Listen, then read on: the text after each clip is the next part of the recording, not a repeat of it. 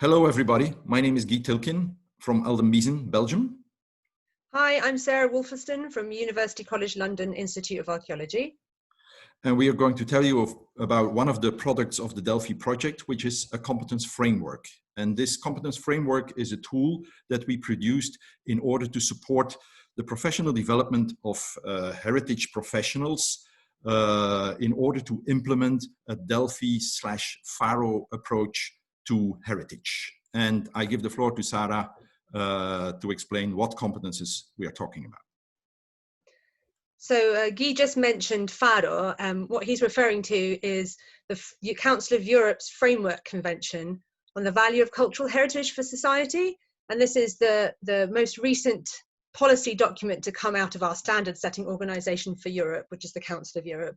And it's a framework convention because it encompasses the other previous conventions on architecture, built heritage, archaeology, landscape, and the Berne Convention on nature.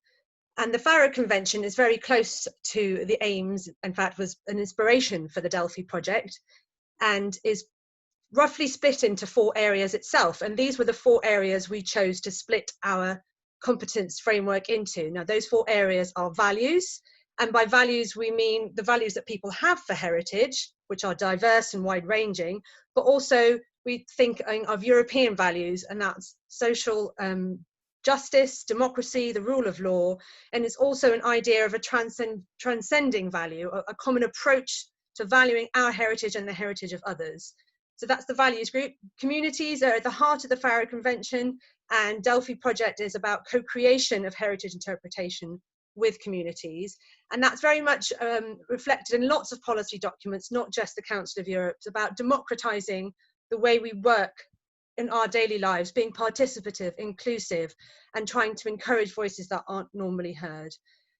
The framework for all of our activities in Europe now is sustainability. In fact, in the United Nations as well, it's this idea of balancing the needs of the present with the needs of the future. So social, environmental, and economic sustainability. And so a lot of our competences are looking at how heritage can achieve those goals for people.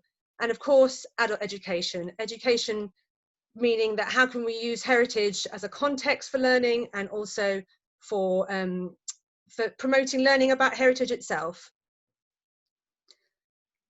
So Guy will tell us about what exactly a competence is. We're talking about a competence, and first of all, I think basically saying a competence is the ability of a person to perform a certain task, to do a certain task, but that task is set in a certain context, and of course there is a quality. You do it good or you do it badly.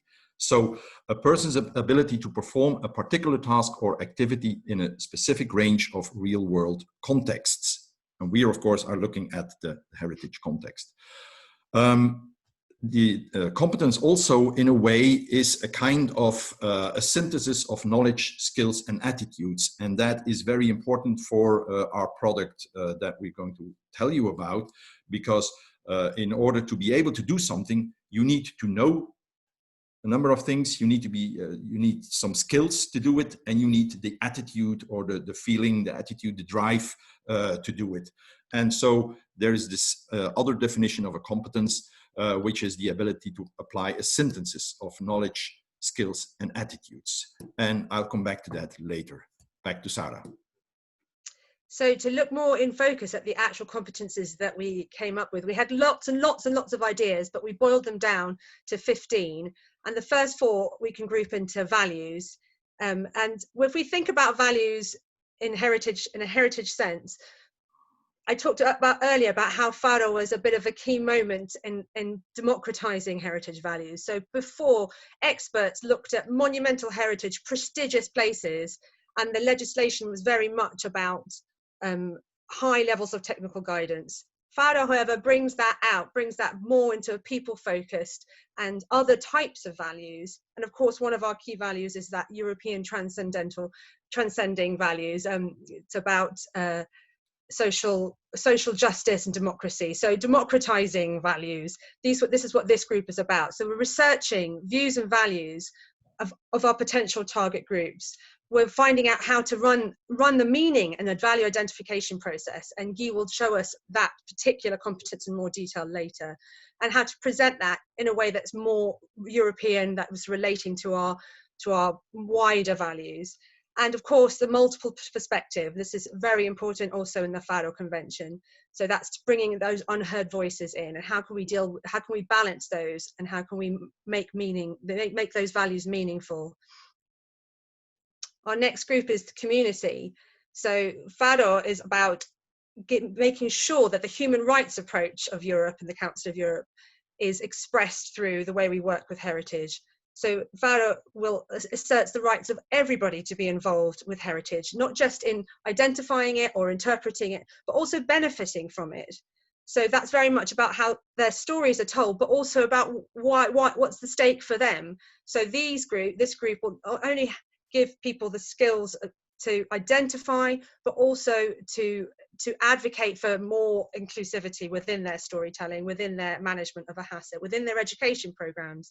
So it goes from the heritage asset to the people, but it also goes the other way around. So you have to go out and find the social and cultural activities that's happening in a community, even before you think about what heritage you're wanting to interpret. And it's like an ethical guideline as well. So Faro has often been called an ethical, moral approach to heritage. And our competence here is very much about inclusion, diversity, and equality when we're doing an interpretive plan. And it's co-creation is the heart of that competence in our community grouping. Our next group is sustainability. Of course, this is the framework for all action and policy actions across Europe and across the world.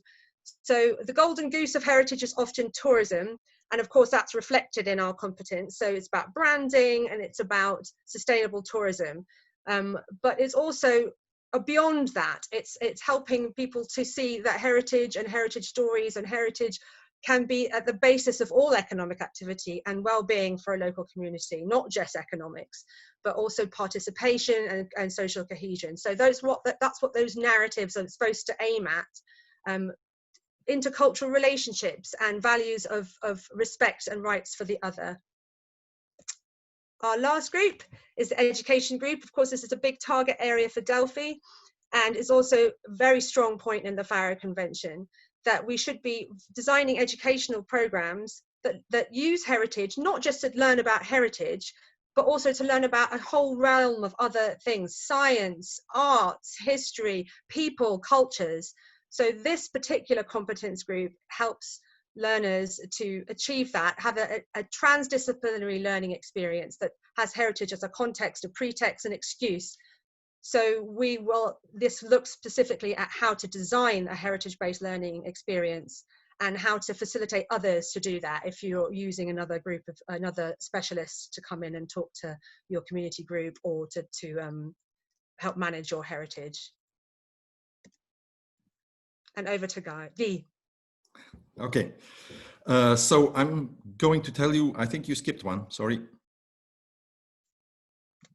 Can you go back, please? Yep, okay.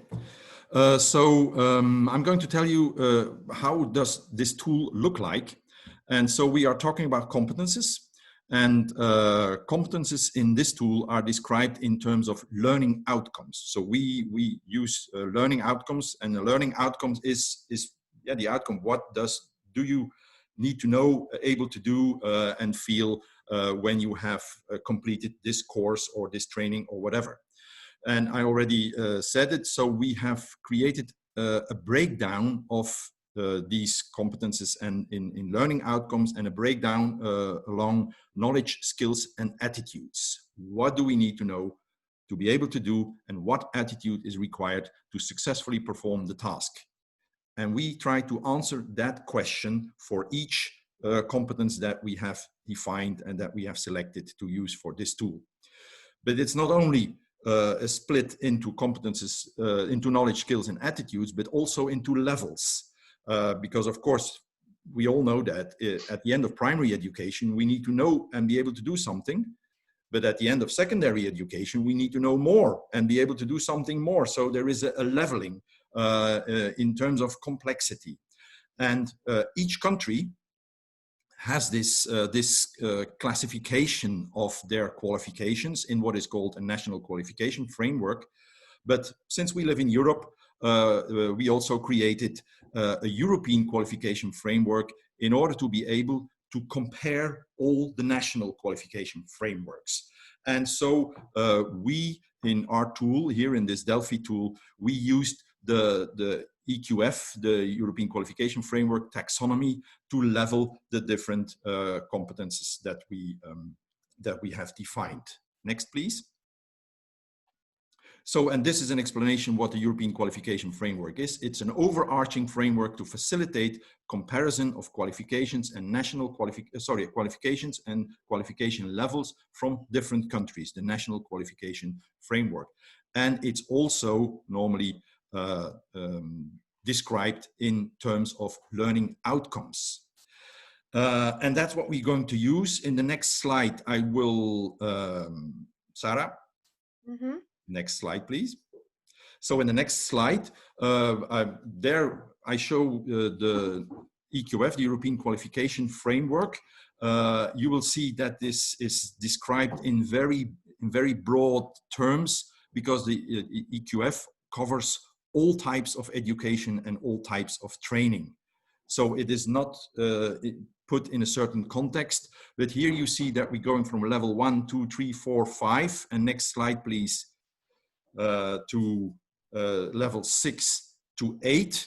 1 and 2 covers primary education, 3 and 4 covers secondary education, level 5 is a post-secondary vocational level, and 6 is bachelor, 7 is master, and 8 is PhD level. But for the tool that we have created, we will only use the levels 4 to 7, meaning from upper secondary to master's level. And so we will describe these learning outcomes divided in knowledge, skills, and attitudes at the levels 4 to 7. And in the next slide, you will see an example. No, it's not an example yet. So this is how the terminology works and how the progress works. So how to level the learning outcomes from beginners to advanced. And here you see that we're talking about the complexity and depth of knowledge and understanding, the degree of necessary support or instruction. Can you do things on your own, or do you need instruction to do it? Yes, that's from, let's say, beginners to advanced, from simple to complex. The range and complexity of the application field. Do you apply it in a limited area, or do you apply your competences or your knowledge or whatever in a wider area? From practical knowledge to theoretical knowledge, from applying things to developing things, from making choices to creating new opportunities. So this is the terminology, or these are the criteria for showing progress in the in those EQF levels. So for showing progress in the competences. So, and now, Sarah, please, next. Here, some examples. I need my glasses. For this one. So one of the competences we selected is to run a value and meaning identification process with visitors at a site or whatever.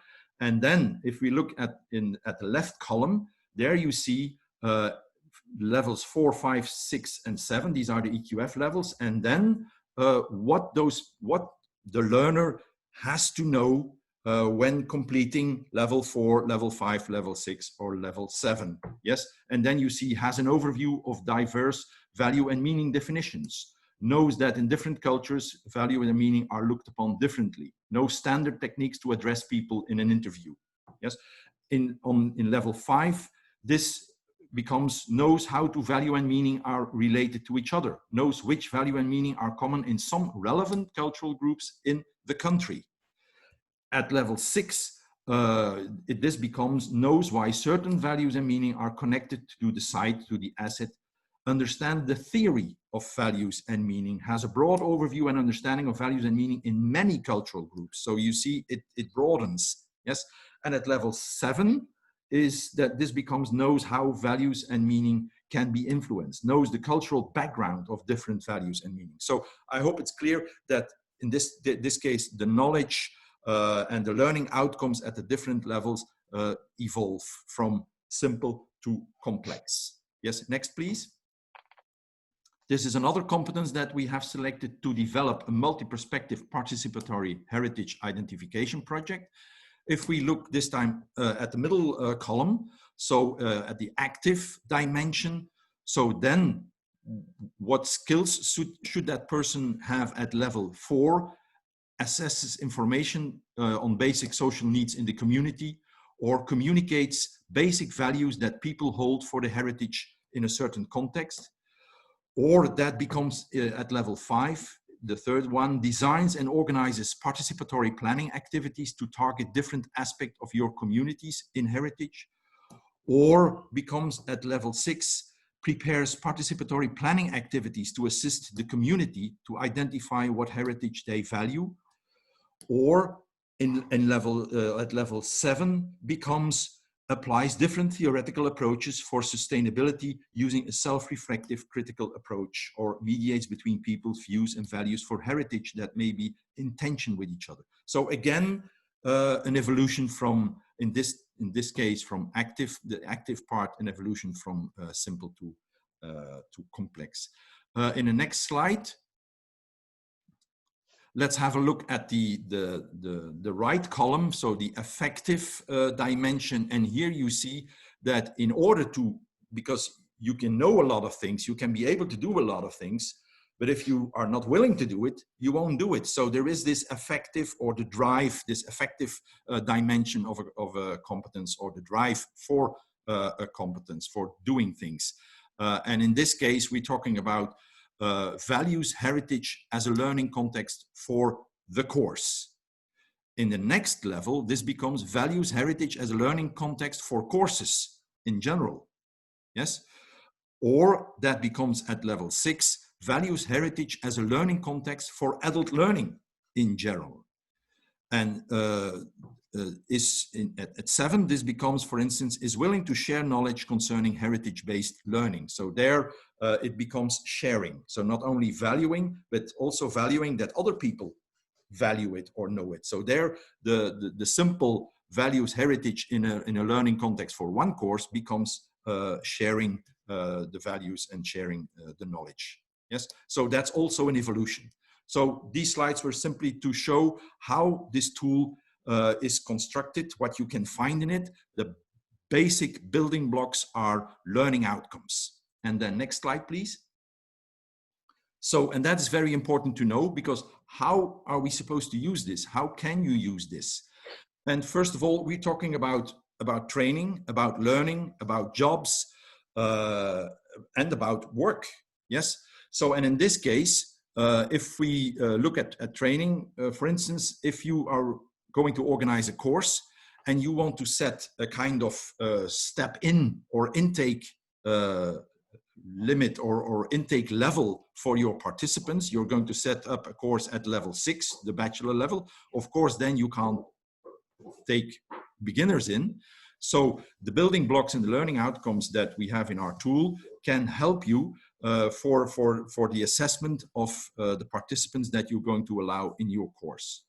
Or if you run a site or a heritage asset and you're going to describe a certain job, and you want to hire or engage somebody, hire somebody, or employ somebody, then of course you can use these building blocks as, if we want to employ somebody, what should this person be able to do, and what should this person be able, or should this person know?